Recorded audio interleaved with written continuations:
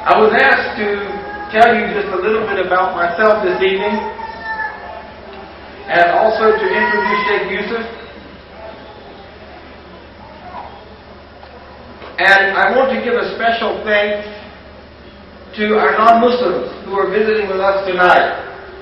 Contrary to what the media would have you think, Islam has a rich history of inviting, respecting, and protecting non-Muslims.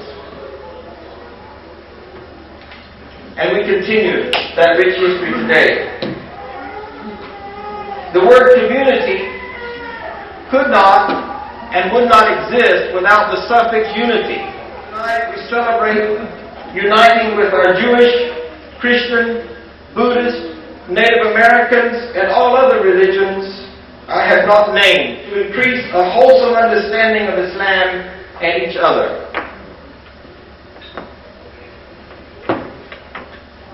From the age of 10, preaching in the Christian ministry, playing the piano and singing Southern gospel music. My late grandmother told me that I was praying before I started walking. My father had a heart attack when I was very, very young, and I do remember kneeling in my crib and praying for my grandfather.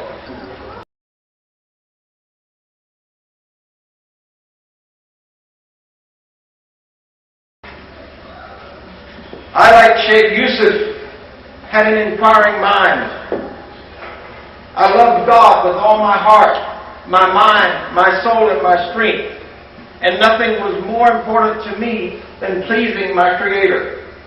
And I knew innately that I had been born to serve Him. At the age of 12, I had read the Bible from Genesis to Revelation, from cover to cover. And in that reading, I had not discovered a word called Trinity. I was a nightmare to my minister growing up. He sort of, when he saw me coming, he sort of wanted me going the other way.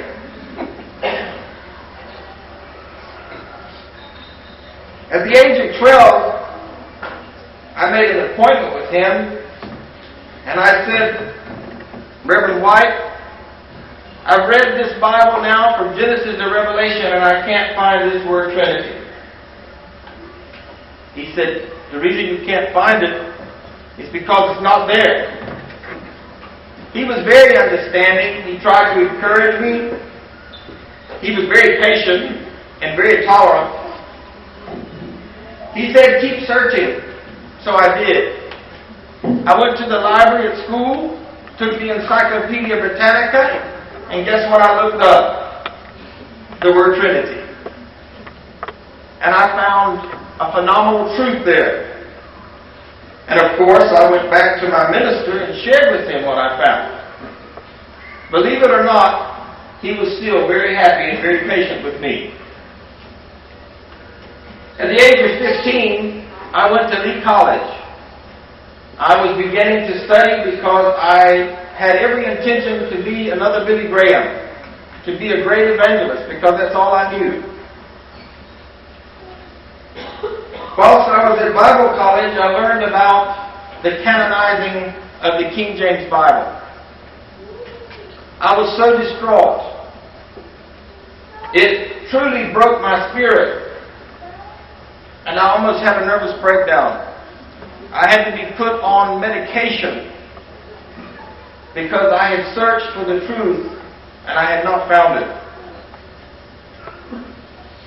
At the age of 17, I was offered a full scholarship to Duke University, to Divinity School. I had planned to complete my high school classes in 3 years so that I could go straight into seminary. After learning what I learned about the Trinity, I could no longer say the Apostles' Creed, and I had to refuse the scholarship. My integrity would not allow me to accept that scholarship. But I held on to one scripture in the Bible, 1 John 1:9. It says, if you continue in my word, then are you my disciples, and ye shall know the truth, and the truth shall make you free. But I was not free because I did not have the truth. All the pieces of the puzzle did not fit together. The longer I searched, the more in bondage I became. In 1980, I decided to run away from the church. And I didn't just run away from North Carolina to Florida. I went to South Africa. I said, I'm out of here. The last Sunday I was in America, I preached in a Baptist church. I went to South Africa leaving my Bible behind. I decided that in South Africa I would do human potential movement. I would try to see to it that apartheid was ended. And I would help people. But I couldn't teach because I didn't have all the answers. I arrived in South Africa very late. And my host said, I know you're hungry. Took me to one of those sort of 24-hour places to get something to eat. And on my way to where I was going to stay, I heard this man yelling from Table Mountain, Allahu Akbar, Allahu Akbar! Allahu Akbar, Allahu Akbar! I said, what is that? He said, that's the adhan. He said, those crazy Muslims, they do that from morning to night, 5 times a day. I said, that is the most beautiful thing I've ever heard in my life. I could feel it in my heart. He said, well, you're going to get plenty of it.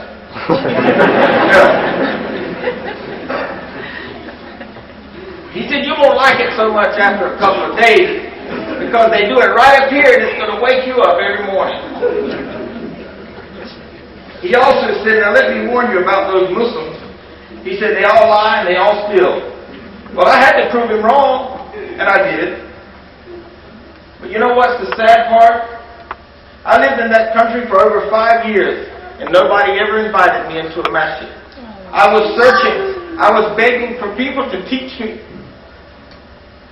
about Islam, and nobody ever invited me. So the reason I'm saying that to my fellow Muslim brothers and sisters, don't ever let it be said that you will have somebody hanging around your neck on the day of judgment because you didn't invite them and they were searching. This is an event of dawah, which means to invite. If I hold a gun to my brother's head and say, come on, you go with me, that's not an invitation. But tonight we're about an invitation. We want to make sure that you know that the door is wide open for you to come to Islam. In 1985, my parents divorced and separated after 33 years of marriage, and my only brother died of an overdose of drugs. I was distraught, and I returned to America for a short time and back to South Africa. I decided, well, I can't get this thing right. God has not given me the truth. I'm not free. So I'm going to go and be a soul doctor. I'm going to go back to America, get my PhD in clinical social work or psychology, and I'm going to be a psychiatrist. And I came back to America with $1,200. I was earning in the top 5% of the country when I left. Started over with $1,200 in Los Angeles. And if anybody here knows anything about Los Angeles, $1,200 won't last you but about 3 weeks. And that's if you're real frugal.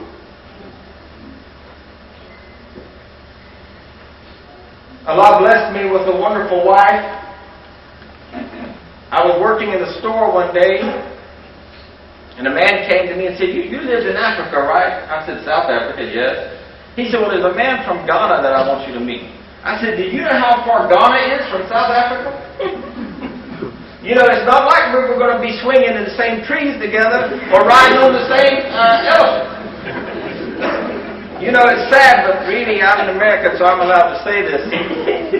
Everybody, when I used to tell them that I lived in South Africa, they thought I lived in the jungle. They didn't understand that's where the first heart transplant took place, and that there were some actually bright people there, and computer technology, and telephones, and light switches. Alhamdulillah.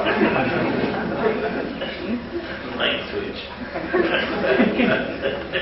I met this man from Ghana, and when I met him, I had been meditating and praying and asking Allah, God at the time, to lead me to the truth. I had decided that I would work and make a living and go home and meditate until I found my truth, because I couldn't marry until I found my truth. I knew that God had shown me the woman that He wanted me to marry, and now I'm with her today 20 years. But I couldn't marry her until faith could be the cornerstone of that relationship. Anyway, when I went to see this man from Ghana, I said to him, God has led me to you. I don't know what your religion is, but I'm supposed to be it. He said, no. I don't try to get anybody in religion. I'm a psychologist. I said, you might not be trying to get me in your religion, but I'm trying to get there. I hounded that man for 3 months. And finally, after 3 months, he gave me a little book called Elementary Teachings to Islam. And I came back and I said, when can I do my Shahada? He said, there's no compulsion in our religion. I said, I'm not trying to be compelled. I've been asking you for 3 months. I want to be a Muslim. Alhamdulillah, Allah subhanahu wa ta'ala, He guided me to the truth. And He called me to Islam. I knew that in order for me to be the best da'i, the best servant to my ummah and for my Lord, I had to educate myself. I was working in California. By that time, I was earning about $70,000 a year. And I said to my wife one day, you know what, this is strange, but I feel so strongly that Allah wants me to go to North Carolina. And a prophet is not on earth in the same town, was what they said about Jesus, Isa alayhi salam. I said, I don't want to go back to my same town where I was a preacher and then, wear a jalabiyah and tell people I'm a Muslim, alhamdulillah, Allahu Akbar, all this stuff. And lo and behold, the business I was running got sold. And I said to my wife one time, I feel like Jonah. God told him to go to Nineveh. He said, I don't want to go to Nineveh. So he had him swallowed by a big fish and vomited up on the shore. Well, Allah was kind to me because I didn't get vomited up, but I did go back. When I got to North Carolina, I couldn't find a living that was comparable to the living that I've been making. And another thing happened. My mother said, if you're coming back here and you want my support, you have to change your name. You can't be Abdul Rahman anymore. I said, then I don't need your support. I love you, and because of my religion, I will always be good to you, because that's what my religion teaches. But I'm not going to be sold. I've been searching all my life for the truth, and now I have it, and I'm not for sale. I called my father, and I said, Dad, I need some help. We were going to stay with Mom for a while, and we're no longer invited. He said, call me back in 2 hours. I called him back. He had us an apartment. He found us an apartment. The lady that ran those apartments, I had played the piano for her when I was a pianist and southern musician. She said, we'd love to have him. My dad said, I can't pronounce his name. It's Abdul Rahman or something like that. But anyway, I call him Abdul. So we went to North Carolina. And they did a whole big page in the newspaper about me coming back to Wallace, North Carolina, a little town of 6,000. Had a picture of all my children and my my wife. And you can believe that stirred a lot of energy, a lot of opportunity to share Islam with people. I went to register for school. I was wearing not this kufi, but one like it. An inmate was standing at the Dupin County Correctional Facility. He told another inmate who was on work release, tell that man with the white hat to come and see us. I'm walking on campus minding my business, and this guy comes and, hey dude, there's some Muslims over there that want you to come to see. I said, I don't know anybody in jail. He said, well, they want you to come. I started crying. I knew right then why Allah wanted me to go to North Carolina. I said to this young man, go bring me a list of those people and who I need to speak to. The very next day, I met with the warden of that prison. He said, I'd like you to be our imam tomorrow. I said, do what? Tomorrow? I said, I've agreed to this thing. I'm not qualified. He said, will you be our imam or not? 5 years, I was at the Dupin County Correctional Facility. I want to try to shorten this. Sheikh Yusuf doesn't know this, but he's very instrumental in my being where I am today. After I completed my education, the North Carolina Department of Corrections said, we want you to be the first institution-based imam in the state of North Carolina. And guess what? I was. Sheikh Yusuf said, brother, if you can get here, I'll find you a place to stay. That was not a first for Sheikh Yusuf. Taking people in is the way he became a Muslim. Sheikh Yusuf was a Christian musician and minister. We had a lot in common, except he became a Muslim in 88, I became a Muslim in 87, and I think he's just a few years older than me. That's supposed to be funny. Monetarily, we had enjoyed the company of kings and paupers alike, but something was missing in our lives. Do you know how hard it is for a 50-year-old man to change? I'm 46 and I know how hard it is. Wait till you get to 60. You see, Sheikh Yusuf was working with his father, who was also an ordained minister, in a witnessing center that was disguised as a consignment shop. They called it a consignment shop. What do you know about that? I do my homework, brother. You told me to do that. So they had this consignment shop, and Sheikh Yusuf's father said, I want you to meet this Egyptian man. Sheikh Yusuf, I don't want to meet no Egyptian terrorist. His father said, I want you to meet him. He was studying to be a missionary at the time. And so he said, well, I'm going to meet him under my terms, Dad. He has to meet me at church on Sunday. So he invited him to church, and he was convinced that he was going to make a Christian out of it. You see, Sheikh Yusuf was a da'i before he became a Muslim. He was trying to get everybody to be a Christian before he ever came into Islam. Not only did he invite the Egyptian Muslim, he invited his Irish priest friend, Pete. Well, that was his name, right, brother? Father Peter. Father Peter.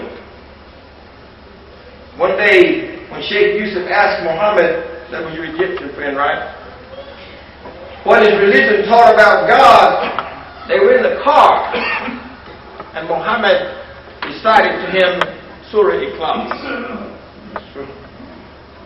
And Sheikh Yusuf had what we used to call in the Baptist days the Holy Ghost goosebumps. That means you feel something, you get goosebumps, you know. He was moved. He still wanted to see how he could bring this man to Islam, and he also wanted to find out how he could bring maybe Islam into Christianity. If he couldn't bring the man, at least he could bring his ideas. One morning, Father Pete went to the masjid with Muhammad. The next day he went to the masjid and he came back and he walked in with a jalabiyah on, saying, Ashhadu an la ilaha illallah wa ashhadu anna Muhammadan Rasulullah. I declare that there is no God but Allah and His messenger is Muhammad. Sheikh Yusuf became angry because he wanted to embrace Islam first. Here the Catholic priest had embraced Islam, he wanted to be first. He couldn't sleep that night. The next morning he went out behind the barn. I bet when he grew up he went behind the barn, it was for something else besides prayer. He didn't hear that. But he went behind the barn and he got on a piece of plywood and he put his head on the ground and he called on Allah. And he went inside the house and he did his shahada. Now, today, he's all over the country inviting people to Islam. When I went to Springfield, Virginia to visit Sheikh Yusuf,